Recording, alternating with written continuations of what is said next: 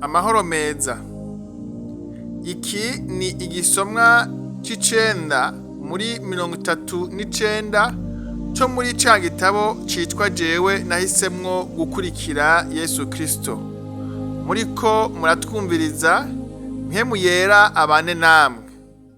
Uku niko kuri tutabwiwe. Yesu ati: nimwaguma mw'ijambo ryanje, muri abigishwa banje by'ukuri, kandi muzomenya ukuri, kandi ukuri kuzobaha kwidegembya. Aho ni muri Yohana igice c'8 ku murongo wa 31 kugeza kuri 32. Mu madini canke mu mashengero harimwo abigishwa ba KRISTO benshi, ariko hari ukuri bataramenya.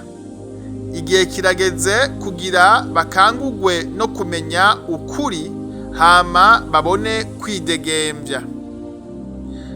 Aya madini menshi yubakiye kuri bimwe bimwe mu vyo Imana yageze abantu bayo ngo bavyitondere ibicishije muri Mose.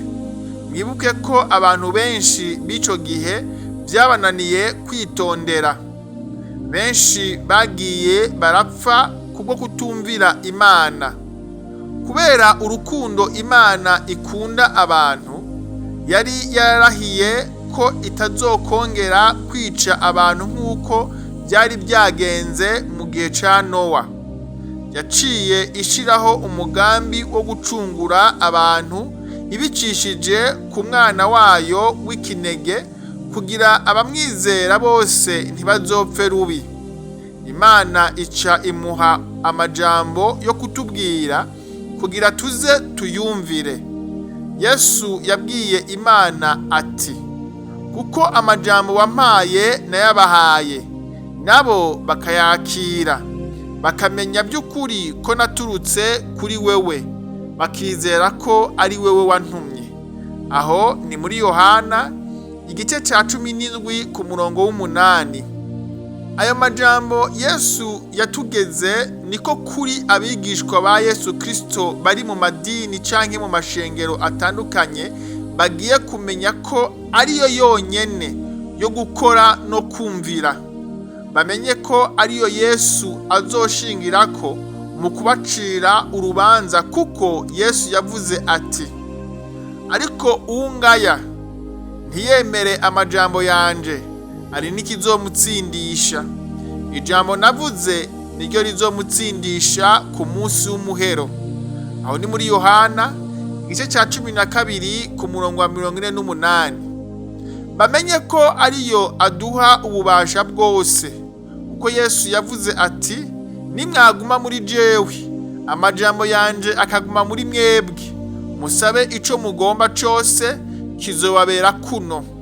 Aho ni muri Yohana igice ca 15 ku murongo w'7. Nimwumve namwe ukuri amadini n'amashengero adashobora kutubwira.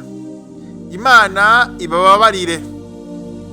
Reka musubire mwisomere mwumve uko Yesu yavuze ati: kuko umuntu wese bizotera isoni kunyemera no kwemera amajambo yanje muri iki gihe c'ubusambanyi kandi c'ikinyabyaha, n'umwana w'umuntu bizomutera isoni kumwemera aho azozira afise ubwiza bwa se, azananye n'abamarayika bera.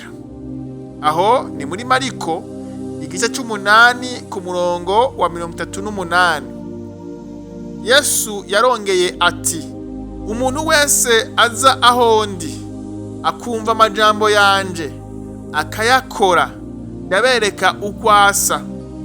Asa n'umuntu yubaka inzu yimvye hasi cane, akubaka itanguriro ku rutare, maze umugezi wuzuye usurira kuri iyo nzu, ntiwashobora kuyinyiganyiza kuko yubatswe neza. Ariko uwumva ntabikore asa n'umuntu yubatse inzu kw'ivu, atimvye itanguriro, maze umugezi uyisurirako ica irasenyuka. guhomvoka kw'iyo nzu kwabaye ugukomeye. Aho ni muri Luka igice cya 6 ku murongo wa 47 kugeza kuri 49. Yesu ntaco yisigarije mu kutwereka ivyo amadini adashobora kutwigisha ati: uwo Imana yatumye niwe avuga amajambo y'Imana, kuko idatanga mpwemu ku rugero. Aho ni muri Yohana igice cya 3 ku murongo wa 34.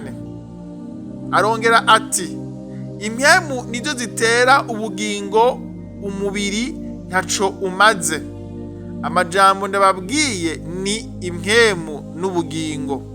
Aho ni muri Yohana igice cya 6 ku murongo wa 63. Yarongeye ati: ntiwizeye ko jewe ndi muri data na data ari muri jewe? Amajambo ndababwira si ayo nigeneye, ariko data aba muri jewe niwe akora ibikorwa vyiwe. Aho ni muri Yohana igice cya 14 ku murongo wa 10. Ndababwiza ukuri, nimwagirirwa ubuntu mukabimenya ko uku ariko kuri, muzokwidegemvya, kuko muzosanga mwari mwarafashwe nk'abafungu, atakuri mwabwiwe, atanzira mweretswe n'abarongozi banyu. Muzosanga ico bita doctrine z'idini ari imigozi bababohesheje gusa. Muzobona ko amategeko mwagirako ari ay'urunganwe rwa Mose. Bamwe muri mwebwe muzobona ko ibikorwa hamwe n'ivyo bavuga ari amayeri yo kugira mube abagurano babo. Ndazi ko abandi muri mwebwe bagerageje ngo hagire igihinduka, ariko mwaciye mucika abansi babo. Ndabizi muzohindukirira amajambo y'umwami Yesu ariyo y'Imana nimwasanga ikigira 10 atari itegeko ryiwe, niho muzomenya ko kwari ukwibwa n'ibindi. Nimwasanga Yesu ashaka imitima yanyu kurusha ubutunzi bwanyu, ndavyemeza muzokumigwa nimwamenye ukuri. Ico gihe kandi kirashitse cuko amadini n'amashengero atari make azokugara, ayandi ntabe akibasha gukora, kuko mubagiye kumenya ukuri n'abakuru bayo bazoba barimwo. Kandi hari abantu Imana yateguye kugira bamenyeshe abandi uko kuri, kandi muri abo harimwo abazojabukana uko kuri mu mahanga atandukanye. Abo nibo bagize umubiri wa Kristo, abigishwa ba Kristo b'ukuri.